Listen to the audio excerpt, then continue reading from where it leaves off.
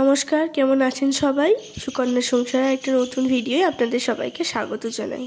আজকে চলে এলাম একটা রেসিপির ভিডিও নিয়ে। বাড়িতে যখন কোনো সবজি থাকে না আলু ছাড়া, তখন কিভাবে আপনারা খাবেন সেটাই দেখে নিন। বেশি কিছু লাগবে না, একটু পাঁপড় লাগবে খালি। তো আমি এখানে পাঁপড় নিয়ে নিয়েছি, ওদিকে একটু পেঁয়াজ কেটেছি আর আলু কেটেছি সরু সরু করে। তো কিভাবে কি বানাই সেটাই দেখতে থাকুন এখান থেকেই। প্রথমে আমি একটা কড়াইতে সাদা তেল নিয়ে নিয়েছি আর তেলটা ভালো করে গরম করে নেব। আর তারপর পাঁপড়গুলো দেখো আমি ভেজে নিয়েছি। এগুলো ছোট পাঁপড় নিয়েছি। তো ছোট পাঁপড়গুলো 4 পিস করে, আর যদি বড় পাঁপড় নেওয়া হয় যেমন ইচ্ছে পিস করতে পারেন। তো আমি এরকম ছোট ছোট পিস করে এগুলো ভালো করে ভেজে নিচ্ছি। আর অবশ্যই তেলটা ভাজার সময় গ্যাসের ভলিউমটা কম করে রাখবেন, যাতে পাঁপড়গুলো ভালো করে ভাজা হয় আর যাতে লাল লাল না হয়ে যায়। তো চলুন, পাঁপড়গুলো ভাজা হয়ে গেছে। আমি এবার পাঁপড়গুলো আস্তে আস্তে তুলে নিই। তো আরও অনেক পাঁপড় রয়েছে, সেগুলো আমি আস্তে আস্তে ভাজবো। তারপরে আসছি আবার ফিরে আপনাদের কাছে। তো এই দেখুন, ভালো করে মুচমুচে করে আমি পাঁপড়গুলো ভেজে সব তুলে রাখছি এই একটা থালার মধ্যে। আজকে আমার বাড়িতে কোনো রকম সবজি ছিল না, তাই ভাবলাম এই পাঁপড় দিয়ে একটা আলুর তরকারি বানিয়ে ফেলি ঝটপট করে। আর ভাবলাম তোমাদের সঙ্গেও একটু সুন্দর করে শেয়ার করে দিই, যাতে আমার মতো বাড়িতে কোনো সবজি না থাকলে এটা বানিয়ে খেতে পারো। আর এটা খেতে এত সুন্দর হয়েছিল, আমি প্রথমবার এটা বানিয়েছিলাম। এত সুন্দর হয়েছিল যে আমার এখন মনে হচ্ছে ইচ্ছে করেই কম কম রান্না করবো, যাতে এই রান্নাটা আমি করতে পারি। তো আমি এটা রাতের বেলা বানাচ্ছিলাম। তো চলো, এদিকে আরও পাঁপড় ছিল, তো সেগুলো আমি অল্প অল্প করে সব ভেজে নিচ্ছি। সেগুলো ভেজে তুলে রেখে তারপরে আমি তরকারিটা বসাবো। কিভাবে কি করি সেটা তোমরা দেখো, কারণ ভিডিওটা স্কিপ করলে তোমরা বুঝতে পারবে না কখন কি দিয়েছি। তো অনেকেই জানি এরকম বাড়িতে বানিয়ে খায়, তবুও আমি যেহেতু বানাচ্ছি ভাবলাম আমিও একটু তোমাদের সঙ্গে শেয়ার করে দিই। তো এই দেখো, সব পাঁপড়গুলো ভাজা হয়ে গেছে, কি সুন্দর ক্রিস্পি ক্রিস্পি হয়েছিল। এই দেখো, হাতে করে ভেঙে দেখলাম। তো চলো, ভাজা তো হয়ে গেছে। এবার যে তেলটা ছিল তার মধ্যেই যে আলুটা আমি কেটে রেখেছিলাম সরু সরু করে, সেই আলুটা আমি দিয়ে ভালো করে ভেজে নিলাম। ভালো করে মানে অল্প অল্প কাঁচা ভাব থাকবে, আবার অল্প অল্প সেদ্ধ হয়ে যাবে। 50% আমি ভেজে নেব। তো অল্প করে হলুদ আর অল্প করে আমি নুন দিচ্ছি, দিয়ে কড়াটাকে ঢাকা দিয়ে লো ফ্লেমে আমি ভালো করে ভাজবো আলুটা। তো এটা একটু ধৈর্য ধরে ভাজতে হবে, নয়তো কালো কালো দাগও হয়ে যায়, মানে বেশি অল্প এরকম পোড়া হয়ে যায়। তো যার জন্য আমি একটু নুন আর হলুদ দিয়ে ভালো করে কড়াটা ঢাকা দিয়ে দেবো, আর লো ফ্লেমে রেখে 5 মিনিট অন্তর অন্তর আমি খুলে খুলে দেখে নেড়ে নেড়ে ভালো করে ভেজে নিচ্ছি আলুটা। তো এই তরকারিটা কিন্তু খুব সুন্দর খেতে হয়েছিল। আর দেখো, আমি ভাজতে শুরু করে দিয়েছি, অল্প অল্প ভাজা হয়ে এসেছে। আর আলুটা যাতে আরও ভালো করে ভাজা হয়, মানে 50% ভাজা হবে, 50% সিদ্ধ হবে আর 50% কাঁচা থাকবে। তো ওটা সেইভাবে করার জন্য আমি কড়াইটা ঢাকা দিয়ে দিচ্ছি, গ্যাসের ফ্লেমটা লো করে রেখেছি। তো চলো, এদিকে আলুটা আস্তে আস্তে ভাজা হোক আর ওদিকে একটা ব্যাটার তৈরি করি। তো দেখো, এদিকে আমি নিয়েছি 2 চামচ মতো টক দই, আর সেটাকে ভালো করে ফেটিয়ে নেব। তো দেখো, সুন্দর করে ফেটিয়ে নিয়েছি, পুরো ক্রিমের মতন হয়েছে। টক দইটা ফেটিয়ে আমি রেখে দিয়েছি। আর এই দেখো, আলুগুলো এদিকে সুন্দর ভাজা হয়ে গেছে।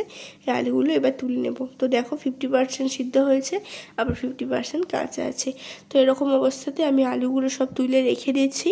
আর তারপর ওই তেলটাতেই আমি তরকারি বানিয়ে ফেলবো। তো খুব অল্প তেলে, আর রিচও হয় না অতটা, খুব সুন্দরভাবে এই রান্নাটা করা যাবে। বাড়িতে ছোট থেকে বয়স্ক সবাইরই পছন্দ হবে এই রান্নাটা। তো চলো, আলুগুলো ভেজে তুলে নিয়েছি। আর ওই তেলটার মধ্যে এখন আমি অল্প গোটা জিরে আর শুকনো লঙ্কা ফোড়ন দিয়ে দিলাম। তো যে যেমন ঝাল খাবে সেই অনুযায়ী করতে পারো এটা। তো আমি ফোড়নটা দিয়ে, ওটা ফোড়ন হয়ে যাওয়ার পরে যে পেঁয়াজগুলো আমি কুচিয়ে রেখেছিলাম, হাতে করে পুরো জিরে জিরে করে নিয়েছি, আর সেই পেঁয়াজগুলো দিয়ে আমি ভালো করে পেঁয়াজটা ভেজে নেব। তো চলো, পেঁয়াজটা আমি ভালোভাবে ভেজে নিই। তো বেশি ভালো করে মানে মুচমুচে করে ভাজবো না, মানে হাফ ভাজা হয়ে যাবে সেই অবস্থাতেই আমি এটা করব, কারণ তরকারির মধ্যে বেশ পেঁয়াজটা আসবে, এই ভাবটা ভালো লাগে। তো হালকা হালকা করে ভেজে নিয়েছি। আর তারপর এক এক করে আমি সব মশলাগুলো দিয়ে দেবো। তো যেমন কিছু না, সামান্য ঘরোয়া মশলা দিয়ে এটা তোমরা বানাতে পারবে। আর গরম মশলা দিয়ে বানালে এটা সবাই খেতে পারবে। তো অল্প চিনি দিচ্ছি, পেঁয়াজটা একটু লাল লাল ভাব আসার জন্যে। আর অল্প চিনি দিলে কালারটা খুব সুন্দর হয় তরকারির। তো অল্প চিনি দিয়ে দিলাম, দিয়ে আমি পেঁয়াজটা ভালোভাবে ভেজে নিচ্ছি। দেখতেই পাচ্ছ, পেঁয়াজটা পুরো ভালোভাবে ভাজা হয়ে গেছে, পুরো মুচমুচে হয়নি, তবুও ভালোভাবে হয়ে গেছে। আর এর মধ্যে আমি একটা এরকম করে মাঝখানে আদা রসুন বাটাটা দিয়ে দিলাম। এই তেলটার মধ্যে দিয়ে আমি ভালোভাবে ভেজে নেব। তো চলো, আদা রসুনটা দিয়ে ভালোভাবে ভেজে নিই। আর যাদের রান্না করার সময় আদাটা গায়ে ছেটকায় তাদেরকে বলছি, আগে তেলে একটু হলুদ দিয়ে তার উপরে আদাটা দিও, তাহলে দেখবে আর গায়ে ছেটকাচ্ছে না। তো চলো, ভালো করে এটা ভাজা হয়ে গেছে আর আমি এর মধ্যে এক এক করে সব মশলা মিশিয়ে দিই। প্রথমে দিলাম স্বাদ মতো নুন, তো আমি নুনটা এখানে একবারেই দিয়ে দিচ্ছি। আর তারপরে দিলাম বেশ কিছুটা হলুদ, আর তারপর দিলাম অল্প জিরে গুঁড়ো, আর তারপর দিলাম ধনে গুঁড়ো। তো এক এক করে সব দিয়ে দিয়েছি। এখন এটা আমি ভালো করে একটু ভেজে নেব, তারপর তেল ছাড়তে বাকি মশলাগুলো দেব। যেহেতু অল্প তেলেই, তাই তেলটা খুব অল্পই ছেড়েছিল আর খুব টেস্টিও হয়েছিল খেতে এটা। তো চলো, ভাজা ভাজা পুরোটা হয়ে গেছে আর অল্প অল্প তেলও ছাড়ছে, তোমরা দেখতে পাচ্ছ। আর তার মধ্যে আমি দিলাম কাশ্মীরি লঙ্কা গুঁড়ো কালার হওয়ার জন্যে। আর তোমরা যদি বেশি ঝাল খেতে পছন্দ করো তাহলে এই সময়তেই তোমরা গুঁড়ো লঙ্কাটাও বা কাঁচা লঙ্কা বাটা দিয়ে দিতে পারো। আর তারপরে আমি একটু সস দিয়েছিলাম, তোমরা এর পরিবর্তে টমেটো ব্যবহার করতে পারো। তো দিয়ে আমি ভালো করে এটাকে কষিয়ে নিয়েছিলাম। তারপর পুরো যখন তেলটা ছেড়ে যাবে তারপরে আমি ফ্যাটানো টক দইটা দিয়ে দেব। তো পুরো তেলটা যখন ছেড়ে গেছে আমি কড়াটা পুরো আস্তে করে দেবো, গ্যাসটা পুরো আস্তে করে দেবো। তারপর দিয়ে আমি দইটা দেব, তার কারণ যদি বেশি ভলিউম থাকে গ্যাসটার তাহলে টক দইটা গুঁড়ো গুঁড়ো হয়ে যায়। তার কারণে দেখো ভালো করে তেল ছেড়ে দিয়েছে। আর আমি এখন 2 চামচ টক দই যেটা ফেটিয়ে রেখেছিলাম সেটা দিয়ে দিলাম। আর গ্যাসটা কিন্তু প্রচুর কমানো আছে। আর এই সময় দেখো দইটা দিয়ে আমার কষতে দেখো কোনো দানা দানা ভাব হয়নি, পুরোটা ভালোভাবে মিশে গেছিলো, কারণ গ্যাসটা কমানো ছিল। তো গ্যাসটা বেশি থাকলে কিন্তু দইটা দানা দানা হয়ে যাবে, সেটা ভালো লাগবে না, ছানা টাইপের হয়ে যাবে। আর দেখো আমি ভালো করে এটাকে কষিয়ে নিচ্ছি, কালারটা কিন্তু খুব সুন্দর এসেছে।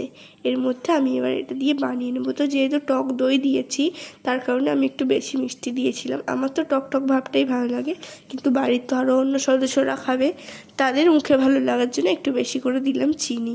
তোমরা এই চিনিটাকে স্কিপ করতে পারো, টক টক কিন্তু খুবই ভালো লাগে। তো চলো আমি ভালো করে কষিয়ে নিই, কষিয়ে নিয়ে তারপর যে আলুগুলো ভেজে রেখেছিলাম সেটা অল্প অল্প করে আমি পুরোটা দিয়ে দেবো। তো ভালো করে কষানো হয়ে গেছে, দেখতে পাচ্ছ তেলটা পুরো টেনে নিয়েছে আর অল্প অল্প তেল ছাড়ছেও। তো চলো ভেজে রাখা আলুগুলো আমি দিয়ে দিই। তো ওটা ফুটতে শুরু করে দিয়েছে, তার মধ্যে ভেজে রাখা আলুগুলো আমি দিয়ে দিয়েছি। তো এটা দিয়েও আমি ভালো করে কষে নেব। তো ভালো করে কষে নিয়ে তারপরে আমি জলটা দেব। তো গরম জল অ্যাড করলে বেশি ভালো হয়, আমি ঠান্ডা জলই অ্যাড করেছিলাম। তো দেখো ভালো করে কষিয়ে নিচ্ছি আমি, আর কষিয়ে নিয়ে আমি দিয়ে দেব একটু জল, একটু মানে যেমন খেতে চাইবে। কেউ যদি বসা বসা খেতে চাও অল্প জল দেবে, আর আমি একটু ঝোল ঝোল করতে চেয়েছিলাম তো একটু বেশি জল দিয়েছিলাম। আর এটার মধ্যে যে আলুগুলো একটু সেদ্ধ হবে তাই একটু বেশি জলটাই আমি দিয়েছিলাম। তো চলো ভালো করে কষা হয়ে গেছে, এরকম সময়তে আমি জলটা দিয়ে দিলাম। তো এটা দিয়ে এখন ভালো করে ফুটবে, আলুগুলো সিদ্ধ হয়ে যাবে, আর এটা ভালো করে ফুটে আলুগুলো সেদ্ধও হয়ে যাবে, তরকারিটা ভালোও হয়ে যাবে। আমি একটু বেশি ঝোল ঝোল রেখেছিলাম, কারণ হচ্ছে পাঁপড়গুলো লাস্টে দেবো তো ঝোলটা পুরোটা টেনে নেবে, পাঁপড়গুলো যেহেতু শুকনো। তো চলো ভালোভাবে সেদ্ধ হয়ে গেছে, প্রায় 10 মিনিট পর আমি দেখলাম ঢাকনা খুলে ভালোভাবে সিদ্ধ হয়ে গেছে, ঝোলটাও একটু বসে বসে গেছে। দেখো আলুগুলো খুব সুন্দর সিদ্ধ হয়ে গেছে। আর এই সময়তে যে ভেজে রাখা পাঁপড়গুলো সেগুলো আমি দিয়ে দেবো। তার আগে ভেজে রাখা পাঁপড় দেওয়ার আগে গ্যাসটা পুরো অফ করে দিতে হবে। আর তারপর পাঁপড়গুলো দিয়ে পুরো পাঁপড়গুলো মিশিয়ে আমাকে গ্যাসটা বন্ধ করে কড়াটা ঢাকা দিয়ে রেখে দিতে হবে প্রায় 10 মিনিট। তো দেখো আমার ভালোভাবে পাঁপড়গুলো দেওয়া হয়ে গেছে, আর আমি ভালোভাবে মিশিয়ে নিচ্ছি ঝোলটার সঙ্গে। বেশি ঘাটাঘাটি করতে যাবে না, পাঁপড়গুলো কিন্তু ভেঙে পুরোটা মিশে যাবে। তো আমি বেশি ঘাঁটিনি, একটুখানি জাস্ট অল্প নাড়িয়ে পাঁপড়গুলো একটু ঝোলের সঙ্গে মিশিয়ে আমি কড়াটায় ঢাকা দিয়ে দেবো। তার আগে দিয়ে দিলাম একটু গুঁড়ো গরম মশলা। তো এটা সবাই দিয়ে দেবে, একটু গুঁড়ো গরম মশলা দিয়ে আমি কড়াটাকে ঢাকা দিয়ে প্রায় 10 মিনিট রেখে দিয়েছিলাম। তারপর আমি সার্ভ করব।